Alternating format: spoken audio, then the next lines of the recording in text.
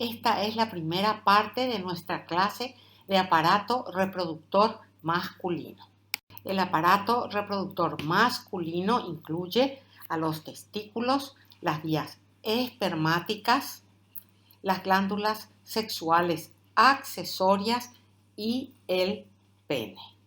Todas estas estructuras las estamos viendo perfectamente en este esquema del sistema reproductor masculino que tenemos a la derecha. Los testículos son dos órganos ovoides pares situados dentro del escroto fuera de la cavidad abdominal. Están suspendidos de los cordones espermáticos y adheridos al escroto por los ligamentos escrotales.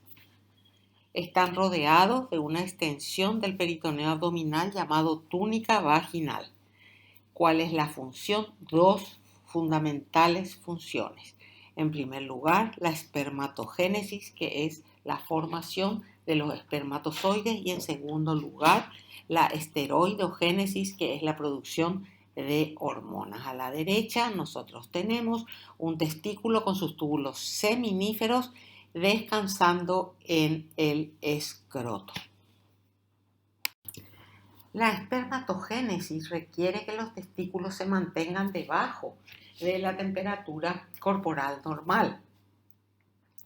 La esteroidogénesis no necesita esa temperatura más baja, solamente la espermatogénesis. Dentro de las bolsas, los testículos tienen una temperatura 2 a 3 grados más baja que la temperatura corporal. ¿Y cómo es eso? Los testículos reciben sangre de la arteria testicular, rama de la aorta, y describe un trayecto bastante tortuoso cerca del testículo. Y ahí está rodeada esta arteria por el plexo venoso pampiniforme, que está transportando sangre desde los testículos a las venas abdominales y que tiene una temperatura menor. Entonces, se produce un intercambio de calor entre arterias y venas, lo cual contribuye a mantener a los testículos a una temperatura más baja. La sangre venosa enfría a la arterial antes de que entre al testículo por un mecanismo de contracorriente intercambiador de calor. Además, el músculo cremaster, cuyas fibras derivan del músculo oblicuo interno del abdomen ubicado en la pared abdominal anterior, responde a cambios de la temperatura ambiental. Por ejemplo, su contracción va a acercar a los testículos a la pared abdominal, mientras que su relajación los desciende dentro del escroto. Las temperaturas frías también causan la contracción de una lámina delgada de músculo liso que hay en el lugar, que se llama músculo dartos, en la fascia superficial de las bolsas. La contracción de este músculo dartos arruga el escroto cuando hace frío para contribuir a regular la pérdida de calor. Acá tenemos un lindo esquema que nos muestra las capas del escroto y su relación con el testículo. Vayamos de afuera a adentro. Lo primero que vamos a ver va a ser la piel que cubre al escroto, que tenemos ahí abajo, al lado de la letra A. Esta piel tiene folículos pilosos, tiene epidermis, glándulas sebáceas y glándulas sudoríparas endocrinas. Por dentro de esa piel del escroto tenemos una capa muscular que se llama músculo dartos. Por dentro está la fascia de Coles y después tenemos la túnica vaginalis. La túnica vaginalis tiene dos capas que están separadas por un pequeño espacio y tapizadas por células endoteliales, como estamos viendo en nuestro esquema. Por dentro de la vaginalis tenemos la túnica albugínea, ¿verdad? La túnica albugínea, que es un tejido conjuntivo denso que cubre a cada testículo. Y por dentro de esa túnica albugínea, ahí pintada de rojo, tenemos una túnica o capa llamada vasculosa, que es una lámina de tejido conjuntivo que contiene muchos vasos sanguíneos. Fíjense ustedes que desde la túnica albugínea salen tabiques fibrosos, ¿verdad? Que van a dividir al testículo en lobulillos. Acá tenemos otro esquema que nos está mostrando al testículo rodeado por su túnica vaginal, las dos capas de túnica vaginal y la túnica albugínea que está de color celeste. Es un tejido conjuntivo denso que emite tabiques. Por debajo de ella dijimos que estaba la túnica vasculosa que tiene tejido conjuntivo laxo y vasos sanguíneos. Y ahí vemos cómo esos tabiques dividen al testículo en lobulillos, son tabiques incompletos. Y en cada lobulillo vamos a tener 1 a 4 túbulos seminíferos muy contorneados. En el estroma, entre los túbulos seminíferos, nosotros vamos a ver a las células intersticiales de Leydig. ¿Qué tenemos acá? Fíjense ustedes en la imagen de la derecha, arriba. Estamos viendo un corte de un testículo donde vemos la túnica albugínea que lo está rodeando y los lobulillos separados por tejido conjuntivo. A la izquierda, fíjense, a la izquierda estamos viendo un corte de testículo donde de afuera para adentro estamos viendo la túnica vaginal, la cavidad de la túnica vaginal. Después abajo tenemos la túnica albugínea bastante gruesa y por dentro estamos viendo los túbulos seminíferos contorneados, cortes transversales de los túbulos seminíferos que están constituidos por células. Lo mismo a la derecha abajo estamos viendo un conducto seminífero en corte transversal tapizado por un gran número de células que enseguida vamos a ver sus características. Y acá tenemos otra imagen histológica que nos está mostrando la de la izquierda a menor aumento la túnica albugínea con los vasos sanguíneos de la vasculosa de la capa vasculosa que está debajo de la túnica albugínea y después la gran cantidad de túbulos seminíferos bien empacados uno cerca de otro. Y a la derecha tenemos una imagen de mayor aumento de los túbulos seminíferos con su epitelio seminífero y en el intersticio las células de Leydig. Hay un sistema de conductos en el aparato genital masculino que nosotros debemos conocer. Este sistema empieza con el túbulo seminífero que luego se comunica con un túbulo llamado recto, luego va a la red de testis, de ahí a otros conductos llamados eferentes, luego tenemos los conductos del epidídimo y por último el conducto deferente. Vamos a ver las características de los túbulos seminíferos. Tienen una longitud de 50 centímetros y un diámetro de 150 a 250 micras. Están tapizados por un epitelio seminífero.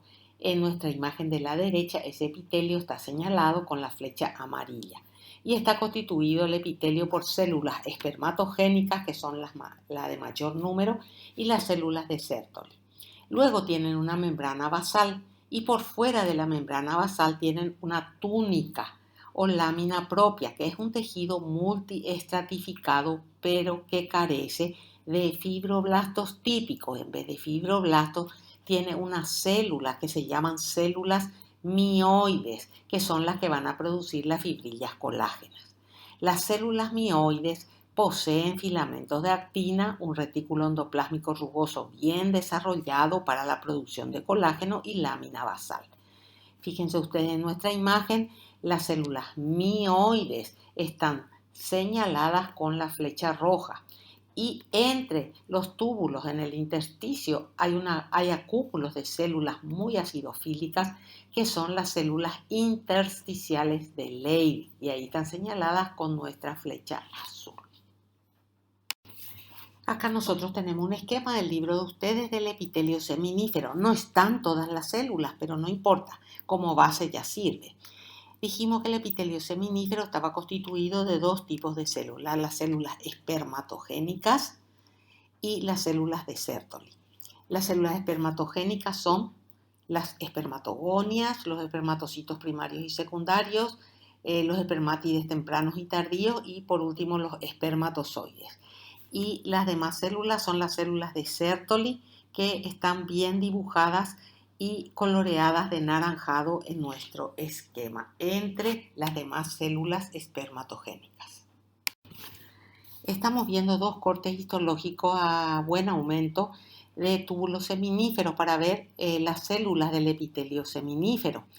Fíjense que los túbulos seminíferos están rodeados de las células mioides, que se ven perfectamente bien. Y dentro en el epitelio propiamente dicho vemos espermatogonias, estamos viendo espermatocitos primarios, estamos viendo espermátides tempranos y tardíos y estamos viendo también células de Sertoli.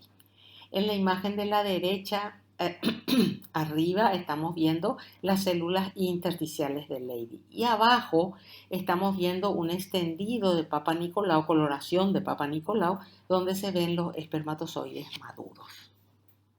Vamos a empezar a ver cada una de las células del epitelio seminífero y vamos a empezar con las células de Sertoli o Sertoli, como ustedes le quieran decir. Fíjense ustedes en esta histología de la derecha donde están las células de Sertoli en todos los niveles del epitelio seminífero. Son células cilíndricas altas que forman parte de la barrera hematotesticular. ¿Para qué sirven estas células? Para sostén y fagocitosis de las células espermatogénicas. Constituyen el verdadero epitelio del túbulo seminífero. Son células que tienen retículo endoplásmico liso, RER y Golgi muy bien desarrollados. Tienen muchas mitocondrias esferoidales, lisosomas y gránulos de glucógeno y vesículas e inclusiones lipídicas. Estamos viendo las células que siempre se las ve en su núcleo, sobre todo que suele ser algo ovalado, puede también ser redondeado, de una cromatina muy fina y cuyo nucleolo es muy evidente. En las células de Sertoli encontramos abundante cantidad de microtúbulos que corren paralelos al eje longitudinal de la célula. Están nucleados en la periferia de la célula y no en el centro organizador de microtúbulos. Están todos orientados con su extremo negativo hacia el vértice y su extremo positivo hacia la base de la célula. Es muy importante su función en el transporte de vesículas y además son responsables del reposicionamiento de las espermátides alargadas incrustadas en el citoplasma de las células de Sertoli. En la imagen de la derecha, en nuestra imagen esquemática, estamos viendo a la célula de Sertoli con sus núcleos y además estamos viendo los microtúbulos y su orientación. Además, en estas células encontramos filamentos intermedios, constituidos principalmente por vimentina, que rodean al núcleo esos filamentos intermedios como una vaina perinuclear, separándolo de las demás organelas citoplasmáticas. Y desde esa vaina perinuclear salen filamentos que se extienden hasta las uniones similares a desmosomas que se encuentran entre dos células de Sertoli y también se extienden hacia los hemidesmosomas basales. Luego tenemos filamentos de actina que se encuentran debajo de la membrana plasmática cerca de las uniones intercelulares. Estos filamentos van a reforzar las especializaciones de unión intercelulares. Estamos viendo en nuestra imagen los filamentos de actina y algunas uniones intercelulares. En el citoplasma basal de nuestras células de Sertoli vamos a encontrar unos cuerpos de inclusión característicos que se llaman cristaloides de Charcot-Böttcher. Estos cristaloides fusiformes delgados miden entre 10 y 25 micras de longitud por 1 micra de ancho y se pueden ver en los preparados histológicos de rutina, como estamos viendo en nuestra imagen de la derecha, la estructura señalada con la flecha negra. En la microscopía electrónica de transmisión se ve que están constituidos por filamentos rectos densos de 15 nanómetros de diámetro, poco ordenados y paralelos o convergentes.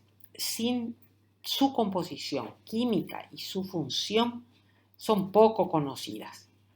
Sin embargo, estudios recientes han permitido detectar una acumulación de proteínas receptoras de lipoproteínas llamadas CLA1. Esto indicaría que los cuerpos de inclusión podrían estar participando en el transporte de lípidos y en su utilización por las células de Sertoli. En el núcleo de estas células también encontramos lo que se llama, en algunas especies por supuesto, lo que se denomina cariosoma, que está constituido por el nucleolo con RNA y un par lateral de corpúsculos de DNA. Una cosa llamativa en estas células de Sertoli son los diversos dispositivos de unión que tiene esta célula. Para unirse a otras células de Sertoli, tiene zónulas ocludentes, que son uniones excesivamente herméticas. Y por fuera de esa unión tiene a ambos lados cisternas aplanadas de retículo endoplásmico liso en posición paralela a la membrana plasmática. Y entre ese REL y la zónula ocludente hay haces de filamentos de actina compactados de manera hexagonal.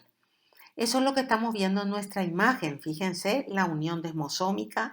Después por fuera están los haces de filamentos de actina que están señalados con las puntas de flecha negra. Y por fuera tienen las cisternas aplanadas del REL que están señaladas con las flechas amarillas.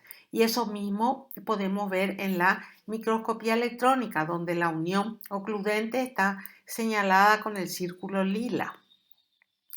Y los haces de filamento de actina se ven perfectamente bien por fuera, son esas zonas más oscuras, regularmente distribuidas, y por fuera de ellas tenemos las dos cisternas aplanadas del retículo endoplásmico liso que están siendo señaladas con las flechas de color amarillo.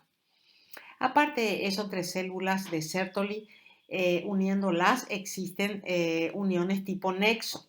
Después encontramos desmosomas entre las células de Sertoli y las células espermatogénicas iniciales, o sea, las más basales. Y además existen hemidemosomas que unen a la célula de Sertoli con la membrana basal. Y el otro tipo de unión que tiene la célula de Sertoli es el dispositivo de adhesión. No es una unión hermética. Con el dispositivo de adhesión, la célula de Sertoli se une a los espermátides. Debemos recordar que los espermátides no tienen ni filamentos de actina ni retículo endoplásmico liso. A la derecha nosotros estamos viendo una microscopía electrónica que nos está mostrando la zona de unión entre la célula de Sertoli y el espermátide. Esa zona está marcada con la flecha amarilla. Las células de Sertoli cumplen un papel muy importante en la compartimentalización y barrera hematotesticular. Acá nosotros podemos ver en nuestro esquema de abajo que existe un compartimiento basal. En ese compartimiento basal se hallan espermatogonias y espermatocitos primarios.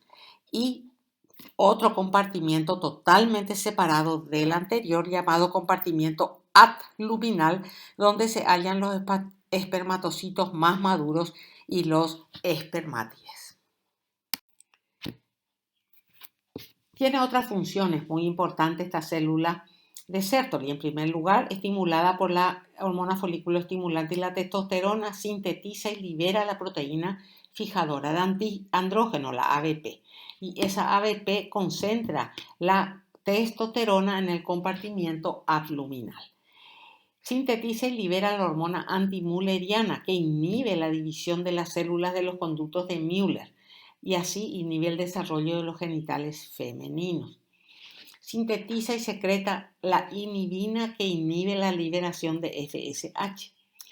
Sintetiza el activador de plasminógeno, transferrina y celuroplasmina. Sintetiza glucoproteínas que actúan como factores de crecimiento, como el factor de células madre y el factor neurotrófico derivado de la línea celular neuróclica. Además, secreta un medio rico en fructosa que sirve para nutrir a los espermatozoides. Y por último, cumple un papel muy importante en la fagocitosis de cuerpos residuales y de células espermatogénicas que no se han desarrollado por completo. Las células de Leydig son otras células que se encuentran en el testículo, pero están en el intersticio entre los túbulos seminíferos. Son células grandes, poliédricas, de citoplasma muy acidofílico que contienen inclusiones lipídicas y pigmento lipofucsínico.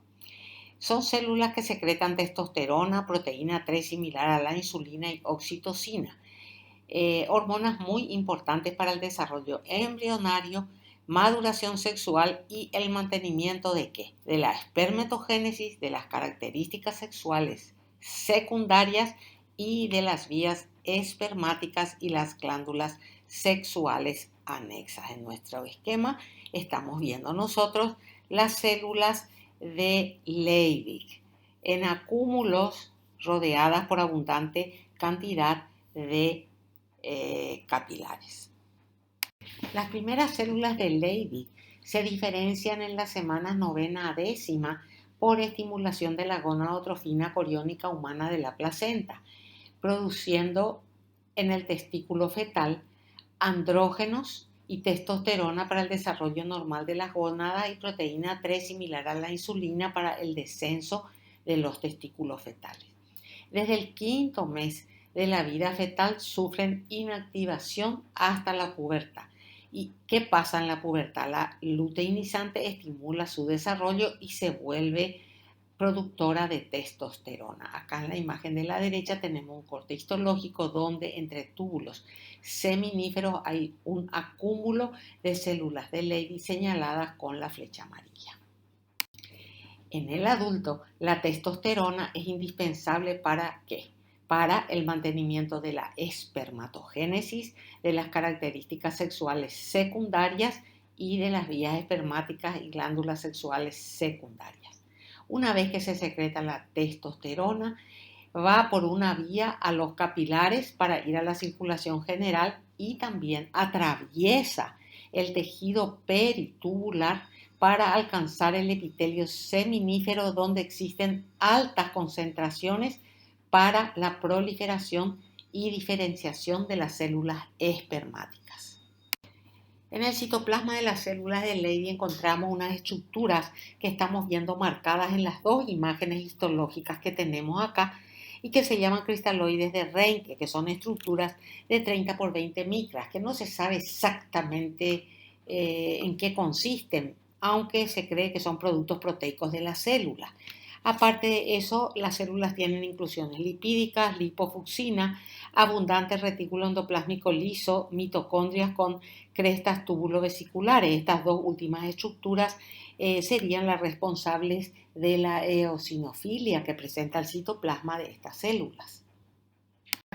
Acá nosotros tenemos una microscopía electrónica en la célula de Leydig, donde marcado con el circulito amarillo vemos un cristal de Reinke en su citoplasma. Además se encuentra importante cantidad de retículo endoplásmico liso allá arriba marcado con las flechas y abajo una inclusión lipídica marcada con la letra L. Este retículo endoplásmico liso y las inclusiones lipídicas son bastante características de las células secretoras de esteroides. Y acá encontré un esquemita bastante interesante que nos habla de las hormonas y sus relaciones con las células de Sertoli y Leydig. Fíjense, primero en el hipotálamo se forma la hormona liberadora de las gonadotrofinas, allá arriba. Y estas estimulan a la hipófisis y en la adenohipófisis entonces se secretan folículo estimulante y luteinizante. Fijémonos qué pasa con la folículo estimulante. La folículo estimulante estimula las células de Sertoli, que las estamos viendo abajo de color lila. Esas células de Sertoli entonces por ese estímulo van a secretar la proteína fijadora o ligadora de andrógenos o ABP. Y al mismo tiempo secreta también inhibina que va a actuar para un retrocontrol sobre la folículo estimulante de la hipófisis. Perfecto. Veamos ahora la luteinizante, la otra hormona de la hipófisis, a quién va a estimular a las células de Leydig, que son las células intersticiales. Estas células de Leydig dijimos que iban a producir preferentemente testosterona. Y esa testosterona va a ir por la sangre, una parte va a ir a la sangre para todos los efectos secundarios del cuerpo, ¿verdad? Y otra parte va a entrar a los túbulos seminíferos y se va a ligar con la ABP y es muy importante para la maduración de las células espermatogénicas. Estamos viendo también que la testosterona tiene un efecto de retroalimentación sobre tanto la hipófisis como el hipotálamo. Y ahora vamos a estudiar a las células espermatogénicas y los procesos por los cuales ellas se desarrollan, maduran y se convierten en espermatozoides. La espermatogénesis es el proceso por el cual las espermatogonias dan origen a los espermatozoides. Comienza poco antes de la pubertad bajo la influencia de las gonadotrofinas hipofisarias y continúa durante toda la vida. Tiene 3 fases. La primera se llama espermatogónica, la segunda se llama espermatocítica y es una fase de meiosis, y la última se llama espermátide, que es la fase de la espermiogénesis. Fíjense ustedes, a la derecha tenemos un corte histológico de testículo y en el epitelio del túbulo seminífero estamos viendo unas células de núcleos redondeados y de citoplasma claro que se encuentran cerca de la membrana basal. Esas son las espermatogonias. La fase espermatogónica. ¿Qué pasa en esta fase? Las células madre se dividen por mitosis para proveer una población de espermatogonias predestinadas. Hay 3 tipos de espermatogonias, las tipo A oscuras, las tipo A claras y las tipo B. La aparición de la espermatogonia de tipo B es el último acontecimiento de la fase espermatogónica. Las espermatogonias, todas ellas, son células diploides. Esta primera fase espermatogónica se caracteriza por la división mitótica de las espermatogonias.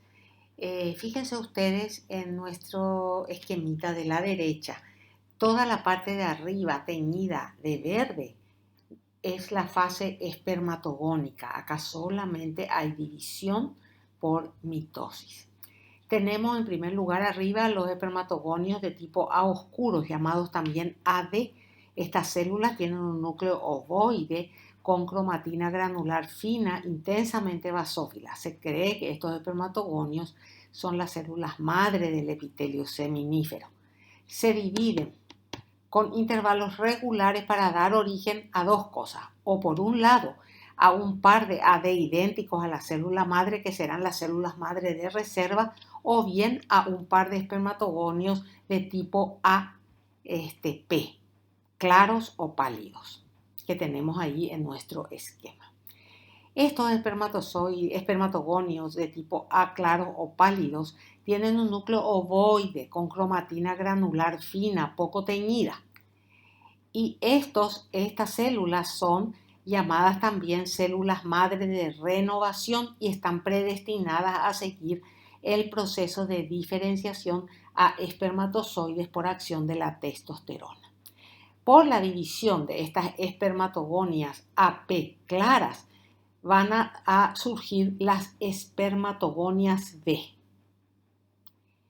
Estas células tienen generalmente un núcleo esferoidal con cromatina que está condensada en grandes grumos hacia afuera, hacia la membrana nuclear y alrededor de un nucleolo central. Luego tenemos la segunda fase, que es la fase espermatocítica. Fíjense, en nuestro esquema de la derecha es la parte del medio, ahí donde dice meiosis. Esta es la fase donde nosotros tenemos dos meiosis, meiosis 1 y meiosis 2. Esas espermatogonias de tipo B, por división mitótica, se transforman en espermatocitos primarios. Son células diploides los espermatocitos primarios. Y ahí, antes de entrar en meiosis, esos espermatocitos primarios duplican su ADN. Entonces, su cantidad de cromosomas va a ser 2N y su cantidad duplicada de ADN va a ser 4D. Entonces, se van a producir entonces dos divisiones meióticas. La primera división meiótica del espermatocito primario va a dar lugar al espermatocito secundario. Entonces, ¿qué va a pasar ahí? Va a haber una reducción de la cantidad de cromosomas de 2N a 1N y una reducción de la cantidad de ADN de 4D a 2D. Esa es la primera división meiótica. Y después viene la segunda división meiótica que va a ser en el espermatocito secundario para dar origen a los espermátides haploides. Y van a dar origen entonces a los espermátides que van a tener una cromátide 1N y la cantidad 1D de ADN. Son células haploides. Acá les traje una imagen de un corte transversal de túbulo seminífero, donde ¿qué estamos viendo? Estamos viendo los espermatocitos primarios, las espermatogonias allá, fíjense, pegadas a la membrana basal, los espermatocitos primarios, los espermatocitos secundarios y estamos viendo los espermátides. Estas células son más chicas, con poco citoplasma y con un núcleo redondeado oscuro. Estas son las espermátides tempranas. Y acá vemos otros dos cortes de túbulos seminíferos. En el de la izquierda estamos viendo muy bien las células mioides, las células intersticiales de Leydig, las células de Sertoli. Fíjense que son los núcleos más claros del epitelio. Estamos viendo a los espermatocitos primarios y a las espermátides tempranas. ¿Ven? Son células más bien pequeñas, de escaso citoplasma, núcleo redondeado oscuro. Y a la derecha estamos viendo las mismas células, pero las espermátides que estamos observando son espermátides tardías. Ya toman una forma mucho más parecida al espermatozoide. Y luego tenemos la tercera fase, la fase de espermátide o espermiogénesis, donde las espermátides sufren una remodelación celular extensa a medida que se van diferenciando en espermatozoides maduros. Esta fase está dividida en la fase de Golgi, la fase de casquete, la fase de acrosoma y la fase de maduración. Vamos a ir viendo cada una de ellas. Vamos a ver la fase de Golgi. Ahí tenemos un esquemita de lo que es la fase de Golgi. En esta fase se caracteriza por la presencia de unos gránulos Paz positivos que se acumulan en los complejos de Golgi, que son múltiples en la espermátide. Estos gránulos se llaman gránulos proacrosómicos, que tienen una gran cantidad de glucoproteínas y que confluyen en una vesícula limitada por membrana, la llamada vesícula acrosómica, la cual es contigua a la envoltura nuclear, como estamos viendo en nuestro esquema. La vesícula va aumentando de tamaño y su contenido se acrecienta durante esta fase. La posición de la vesícula acrosómica va a determinar el polo anterior del espermatozoide en desarrollo.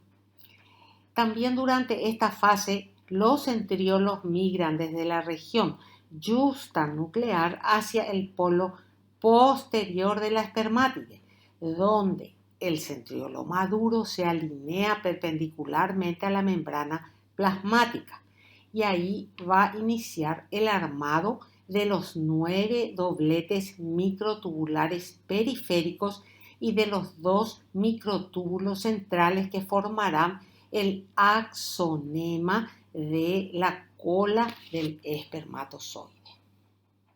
Luego tenemos la llamada fase de cubierta o fase del casquete. En esta fase, la vesícula acrosómica se extiende sobre la mitad anterior del núcleo. Entonces, esa estructura modificada recibe el nombre de casquete o capuchón acrosómico. Eso estamos viendo en nuestra microscopía electrónica, ahí donde están las letras A, C. Esta vesícula acrosómica aumentó de tamaño. ¿Y qué pasa con la membrana nuclear que está por debajo de ese casquete? Va a perder sus poros y se va a engrosar, y eso está mostrando nuestra microscopía electrónica con las puntas de flecha negra. Al mismo tiempo, el contenido nuclear se va a ir condensando. ¿Por qué? Porque tiene una alta cantidad de protaminas que se incorporan a la cromatina en reemplazo de las histonas centrales durante esta fase. Conforme esta vesícula va creciendo a su tamaño final, se la conoce como acrosoma. Después entramos a una fase que se llama fase del acrosoma. Ustedes miren el esquemita, el dibujo esquemático de la derecha. La cabeza del espermatozoide se va a enclavar profundamente en el citoplasma de las células de Sertoli. En nuestro esquema, la célula de Sertoli está coloreada de un color verde. Al condensarse los cromosomas, el volumen del núcleo va a disminuir y se va a aplanar. El núcleo y el acrosoma se van a mover hacia adelante a una posición inmediatamente contigua a la membrana plasmática anterior. Los microtúbulos citoplasmáticos que están ahí marcados con una flecha amarilla en nuestro dibujo esquemático se ensamblan y forman el manguito o manchette, que va a ayudar al alargamiento de las espermátides y al desplazamiento del citoplasma hacia atrás. El manguito se extiende desde el borde posterior del acrosoma hacia el polo posterior de la espermátide. Conforme la membrana plasmática se mueve hacia atrás para cubrir el flagelo, el manguito va desapareciendo y se desensambla. Siempre dentro de la fase del acrosoma, los centriolos van a retornar a la superficie posterior del núcleo y se van a adherir a un surco profundo en el mismo que estamos viendo en nuestro esquema de la derecha, y se van a modificar esos centriolos para la formación de la llamada pieza de conexión o cuello. La pieza de conexión está formada por 9 columnas segmentadas como 9 pilas de monedas, una encima de otra, con espacio entre ellas. Y esas pilas de monedas se van a continuar con 9 fibras densas externas que se extienden dentro de la cola por fuera de los microtúbulos. Ahí estamos viendo nuestra pieza de conexión, las fibras densas externas, y en el medio estamos viendo nuestros microtúbulos. Una vez que se formó la pieza de conexión o cuello, vamos a tener que las mitocondrias que están en el citoplasma van a migrar sobre la cola, el flagelo del espermatozoide, para formar una vaina helicoidal ajustada que va a rodear a esas fibras gruesas del cuello y a su extensión posterior inmediata, y van a formar la llamada pieza intermedia. Fíjense ustedes la imagen que tenemos a la derecha arriba. Tenemos en el medio el axonema. Por fuera tenemos las fibras densas externas y por fuera la vaina mitocondrial. Esta es la zona llamada pieza intermedia. Luego, distal a la pieza intermedia, donde ya no hay mitocondrias, hay una banda fibrosa. Hay una banda fibrosa compuesta por 2 columnas longitudinales y costillas que las van a unir, ¿ok? Rodeando las 9 fibras gruesas longitudinales, y van a configurar la zona denominada pieza principal. O sea, en la pieza intermedia nosotros tenemos microtúbulos fibras densas externas y mitocondrias, de dentro a afuera. En la pieza intermedia. En la pieza principal de dentro a afuera tenemos microtúbulos, tenemos las fibras densas externas y por fuera vamos a tener la vaina fibrosa que estamos viendo en nuestro esquema de color lila. Entonces esa va a ser la pieza principal. Y al final del flagelo se va a llamar pieza terminal y ahí vamos a tener solamente los microtúbulos. En la fase de la maduración hay una reducción del exceso de citoplasma que tienen las espermátides. Hay fagocitosis de ese exceso de citoplasma por las células de Sertoli y ahí las espermátides empiezan a separarse, ya no están adheridas entre sí. Las espermátides se van a liberar en la luz de los túbulos seminíferos mediante un proceso denominado espermiación. Al final de la fase de maduración de la espermatogénesis, las espermátides alargadas se liberan de las células de Sertoli en la luz del túbulo seminífero. Este complejo proceso se denomina espermiación y comprende la eliminación progresiva de complejos de unión célula de Sertoli espermátide y el desprendimiento de las espermátides de las células de Sertoli. La presencia de integrinas B1 en las uniones de células de Sertoli espermátide, así como un aumento en la actividad de la sinasa vinculada con la integrina en el momento de la espermiación, indica un control enzimático en esta liberación de las espermátides. El ritmo de la espermiación en el testículo va a determinar la cantidad de espermatozoides en el semen eyaculado. Acá tenemos un dibujo esquemático de un espermatozoide con sus partes. La letra A nos está señalando la cabeza, la B el cuello o pieza de conexión, la C la pieza intermedia, la D la pieza principal y la E la pieza terminal o cola. Vamos a ver ahora cada una de estas partes y sus características. El espermatozoide en total mide 60 micras de longitud.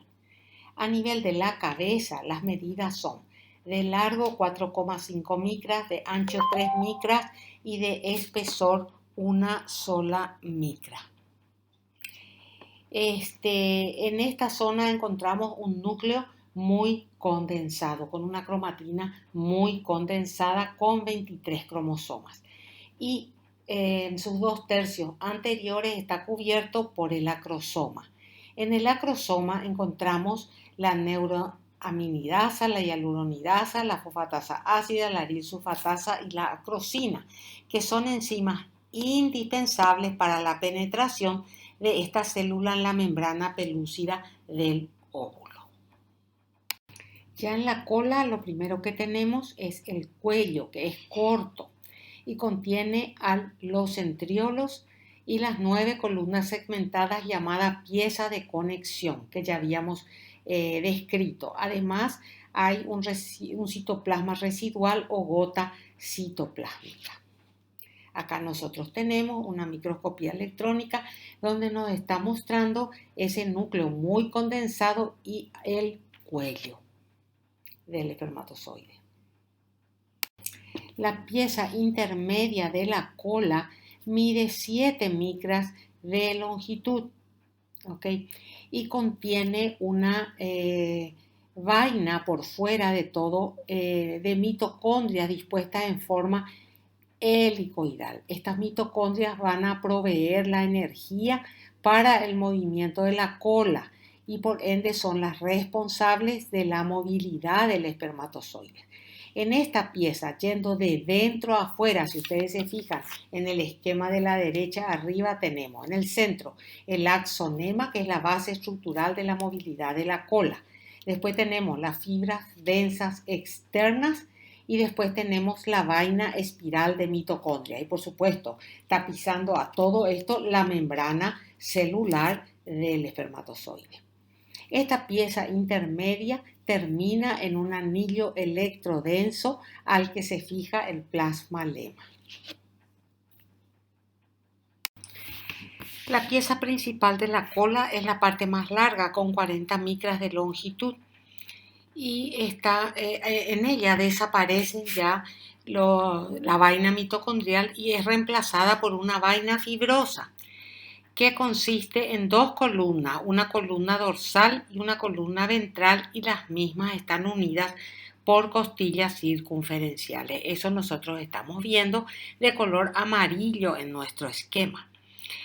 Para que entre la columna dorsal y ventral desaparecen las fibras densas externas 3 y 8 y su lugar es ocupado por la columna dorsal y ventral de la vaina fibrosa, como estamos mirando en nuestro esquema. Por dentro de la vaina fibrosa tenemos a las fibras densas externas y en el centro tenemos el complejo axonémico. Y por último tenemos la pieza terminal de la cola, donde lo único que hay es axonema, está rodeado de citoplasma y por fuera tenemos el plasmalema. Ahí abajo nosotros tenemos un esquema de lo que es nuestro espermatozoide y vamos a ver a nivel de la cola cortes transversales en la microscopía electrónica, que es lo que encontramos. Empecemos desde la derecha, un corte a nivel de la pieza intermedia. ¿Qué nos muestra? Nos muestra mitocondrias, después nos muestra las fibras densas externas y por dentro el axonema. Todo ello rodeado por un poco de citoplasma y la membrana celular, ¿verdad? El plasmalema. Después, si hacemos un corte a nivel de la pieza principal, ya no vemos mitocondrias. ¿Qué es lo que vamos a ver? Las fibras densas externas, vamos a ver por fuera la vaina fibrosa y en el medio vamos a ver el complejo axonémico. Y si hacemos un corte transversal a nivel de la pieza terminal en el microscopio electrónico, ¿qué es lo que vamos a ver? Vamos a ver el axonema, ¿verdad? Completo, citoplasma y la membrana plasmática. Los espermatozoides liberados se procesan en el epidídimo, donde van a sufrir una maduración adicional.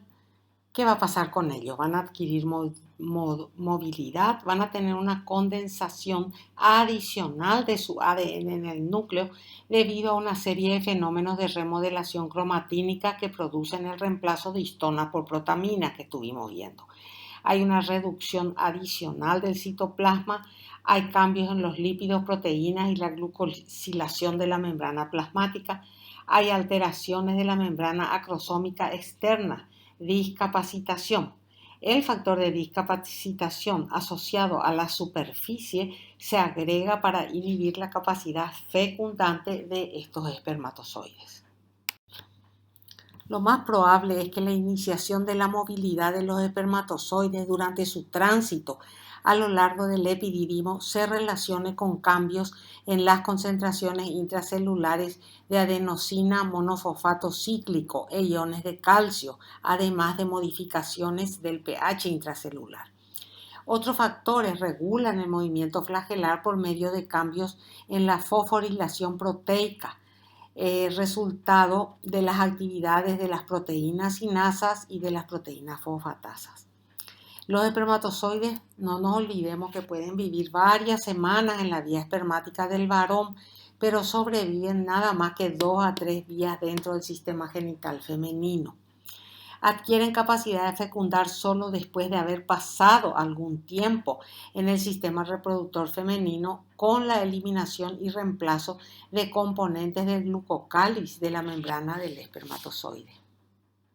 Y con esto nosotros terminamos nuestra primera clase del aparato genital masculino. Muchas gracias.